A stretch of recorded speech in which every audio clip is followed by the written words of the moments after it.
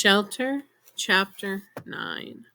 The Saturn Rings Roundabout Motel was located beneath an overpass on Route 22.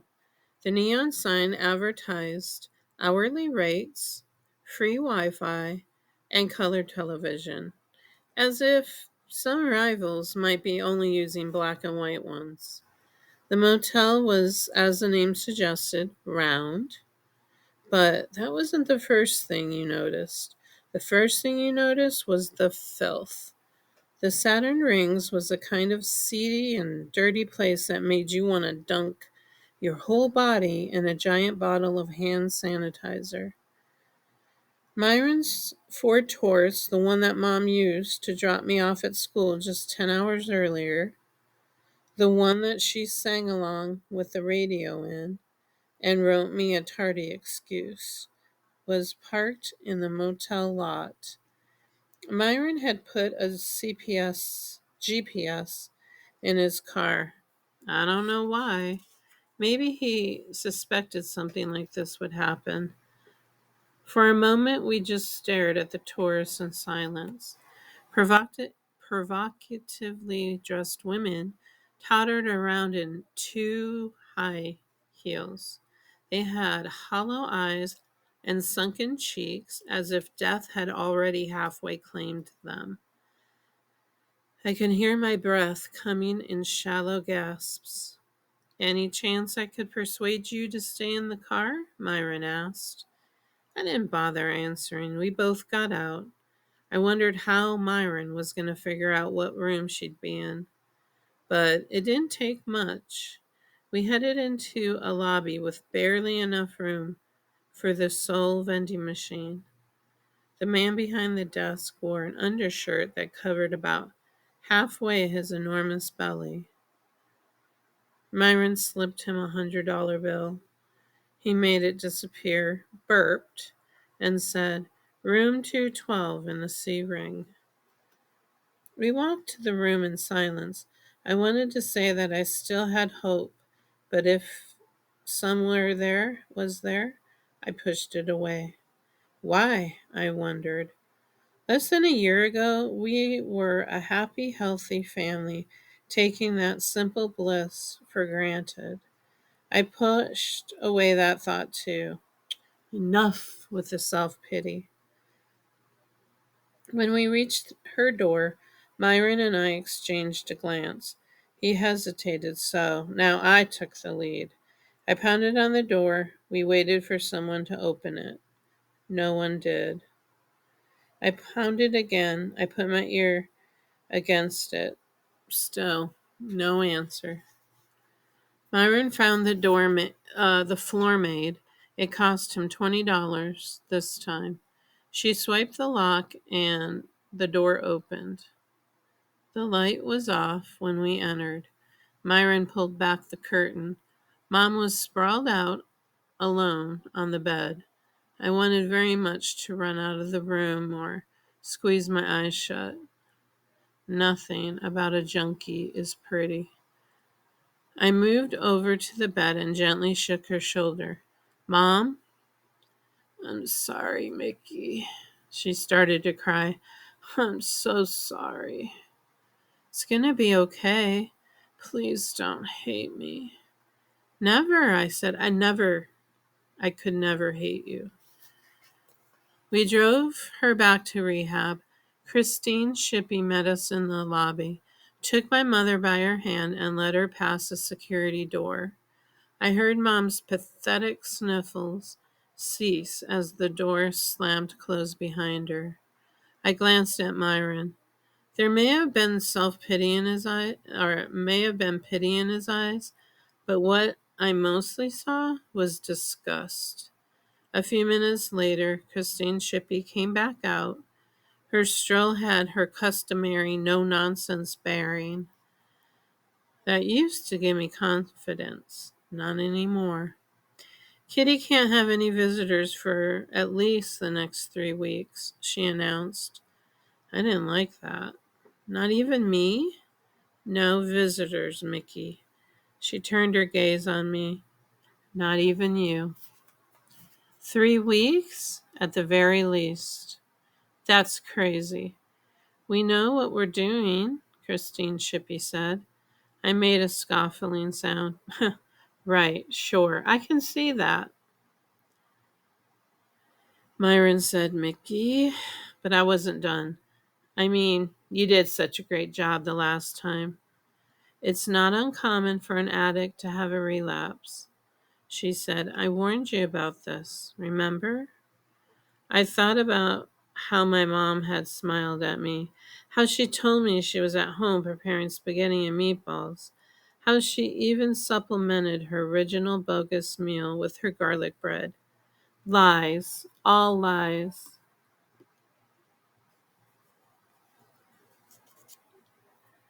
I stormed out. The sky was a black canvas, not a star in it.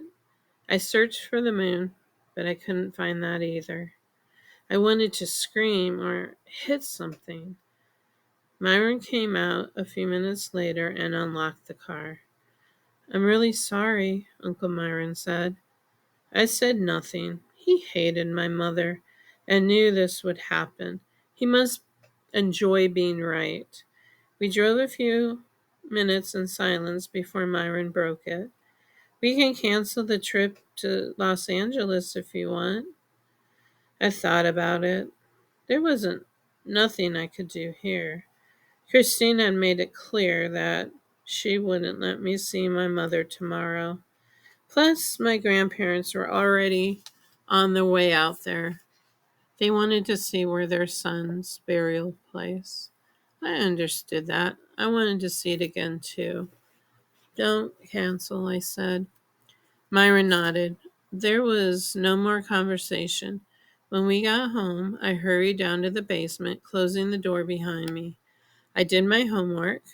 Mrs. Friedman had assigned us a term paper on the French Revolution. I started working on it, trying to focus hard so I can get rid of other thoughts. I lift weights 4 days a week, but missed today, so I dropped to the floor and did 3 sets of 60 push ups. I felt great. I grabbed a shower.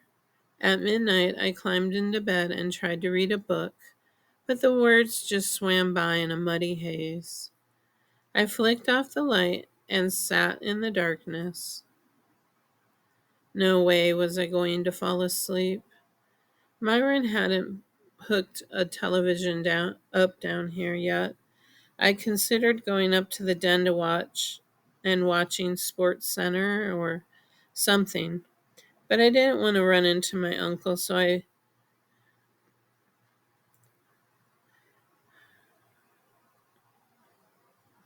I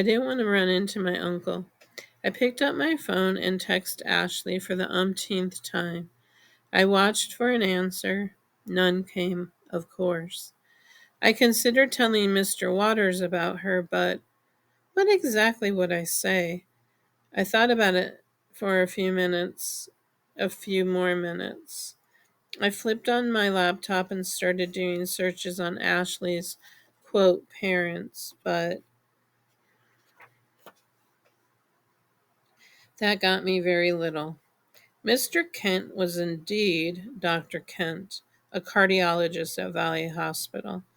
Mrs. Kent was, per Ashley, an attorney working at a big firm in Roseland. So what? At 1 a.m., my phone buzzed and I jumped for it, hoping, against hope, it was Ashley. It wasn't.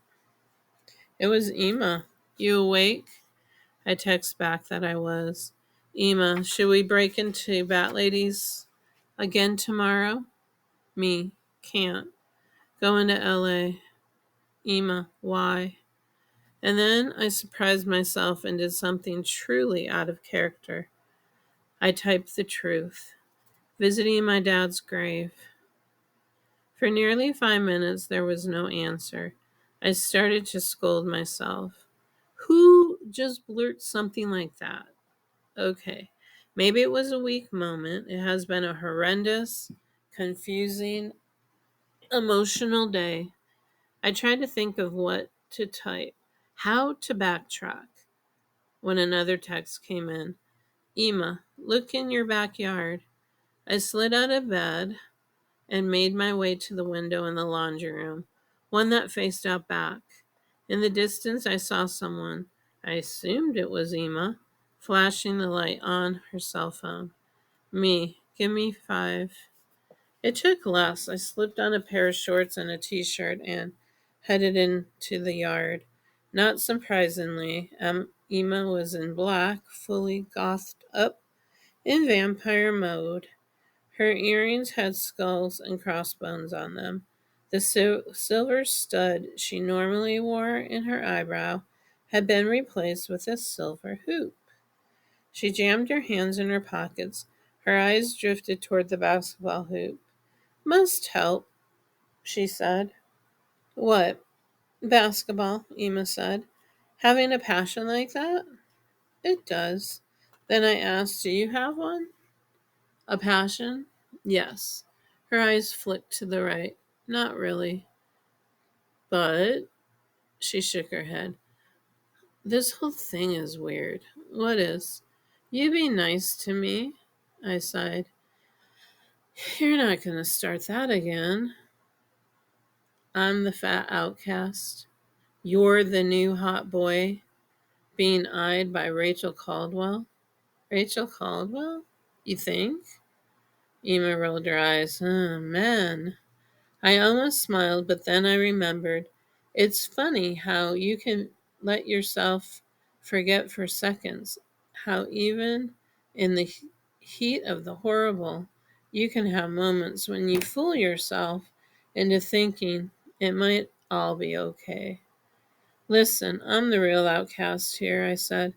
I'm the new boy with the dead dad and the junkie mom. Your mom's a junkie? Ah, more blurting. I closed my eyes. When I opened them again, Ema had moved a little closer. She stared into my eyes with the softest look. You better not be looking at me with pity, I said. She ignored my outburst. Tell me about your mom. And again, don't ask me why. I did. I never had a friend like her, I guess. That would be the easiest explanation. She had known that I was in trouble, and now, at 1 in the morning, she had made herself her business to be here for me. But I think that there was something deeper at work. Ema had that way about her. She just got it. It was as though she already knew the answers and just wanted to make it better. So I told her. I told her everything. When I finished, Ema shook her head and said, Garlic bread? Wow. That's what I meant about her getting it. You must be so angry, Ema said. I shook my head. It's not her fault. Bull, do you know what an enabler is? I did. An enabler is someone who helps a loved one act in a destructive manner. In a way, she was right. I was making excuses. But how do you make someone understand? If it wasn't for having me, I said slowly, my mother would have been one of the greatest tennis players in the world. She would have been rich and famous instead of widowed junkie with nothing. Not nothing, Ema said. She has you. I waved her away, afraid to speak because I knew that my voice would crack. Ema didn't push it. Again, she somehow knew that that would be the wrong move. We sat outside together in silence for a few minutes. It was nearing 2 in the morning. Won't your parents wonder where you are? I asked. Her face closed like a steel gate. No. And now I knew not to push it. A few minutes later, we said our goodbyes. Once again, I asked her if I could walk her home. She frowned at me. I'm serious, I said. It's late and I don't like you walking alone. Where do you live? Another time, she said. Why? Just another time, okay? I wasn't sure what else to say here, so I went with, oh, okay. Then I added, but promise me one thing. Emma looked wary. What? You'll text me when you get home. She offered up a small smile and shook her head. You can't be for real. Promise me, or I walk you home. Fine, she said with a sigh. I promise. I promise. Myron's backyard was against the neighbors. Emma headed out that way. I watched her walk away, her back hunched a little, and I wondered how it was, when I swore I wouldn't connect with anyone, that she already meant so much to me. I watched until she vanished from sight. Then I started back to the house. The basketball was lying on the ground outside. I picked it up and spun it on my finger. I looked at the hoop, but no, it was too late. I might wake up the neighbors.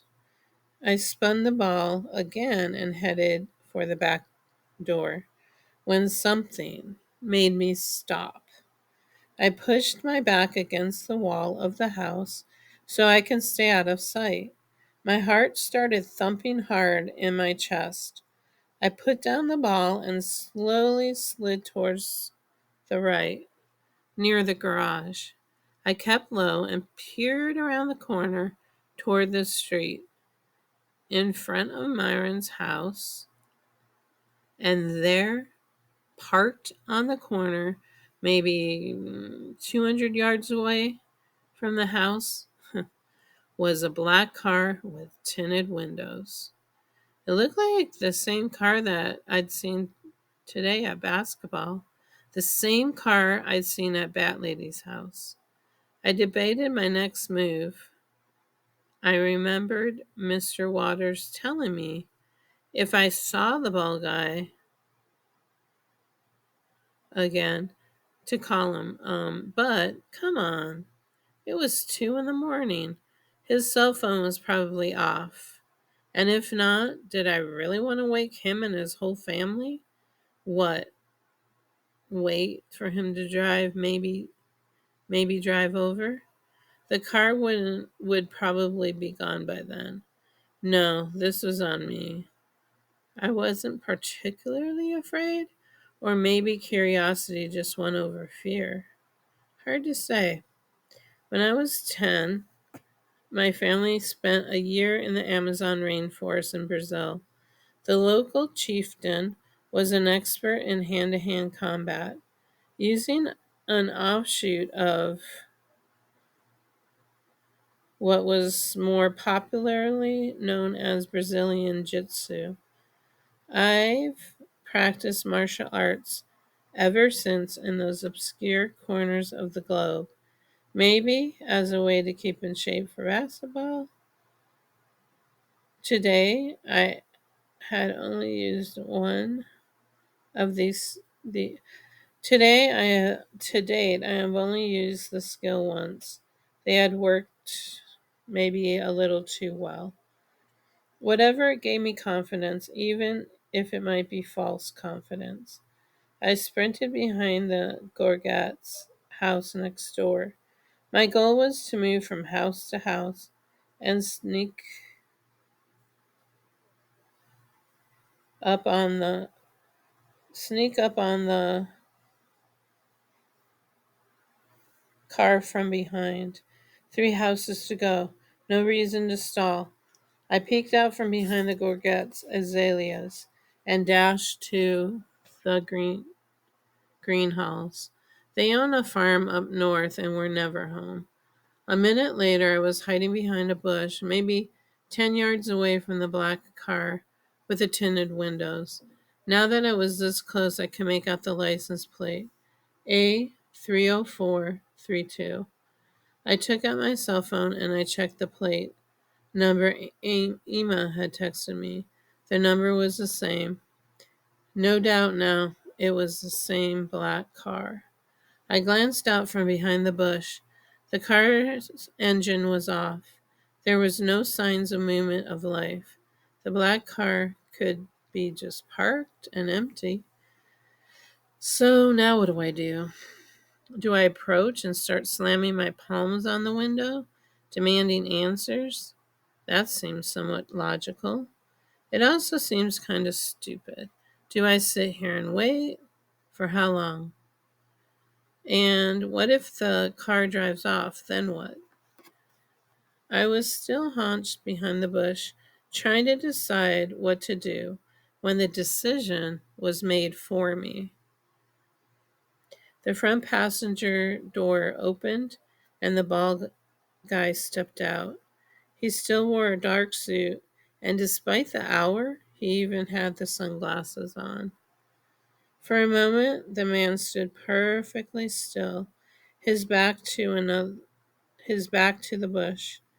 Then he slowly turned his head and said, "Mickey." Gulp. I had no idea how he had seen me, but it didn't matter now. I stood up. He stared at me from behind the sunglasses, and in spite of the heat, I swear I felt a chill. "You have questions," the bald man said to me. He spoke with one of those exaggerated British accents that almost sounded phony, like he'd gone to some fancy prep school and wanted to make sure you knew it. But if you're not yet ready for the answers, what does that mean? It means, he said, still with that accent, just what it sounds like. I frowned. It sounds like something you read on a bad fortune cookie. That was the hint of a smile. There it was, the hint of a smile on the bald man's face. Don't tell anybody about us. Like who? Like anyone, like your uncle. Myron? What would I tell him anyway? I don't know anything. Who exactly are you? Or, as you put it, us. You'll know, he said, when the time is right. And when will that be? The man slid back into the car. He never seemed to hurry, but every moment was almost supernaturally fast and fluid. "Wait!" I shouted. I moved quickly, trying to reach the car door before it closed. "What were you doing in that house? Who are you?" But it was too late. He slammed the door shut. The car started up. Now, as I semi planned earlier, I slapped the tinted windows with my palm. "Stop!" The car started to pull out. Without a thought, I jumped on the hood, like you see in the movies. But here's what you don't see in the movies: there's literally no place for you to grab onto.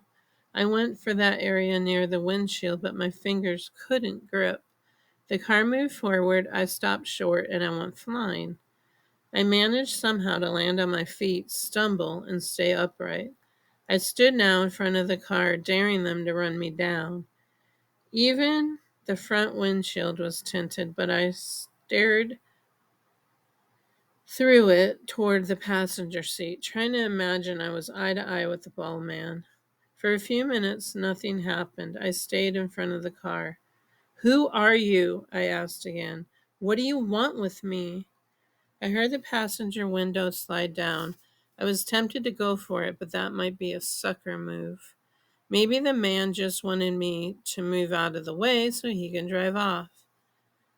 "Bat lady said my father's still alive," I shouted, and to my surprise, I got a reply. "She shouldn't have said that." My heart stopped. "Is he?" There's a long silence. "Is my father still alive?" I demanded. I put my hand on the hood, my fingers digging into the metal almost as though I was going to lift the car and shake the answers out of it. "We'll talk," the man said. "Don't give me that." And then, without warning, the car flew into reverse. I fell forward onto the street, scraping my hand on the pavement. When I looked up, the car spun around and disappeared around the bend.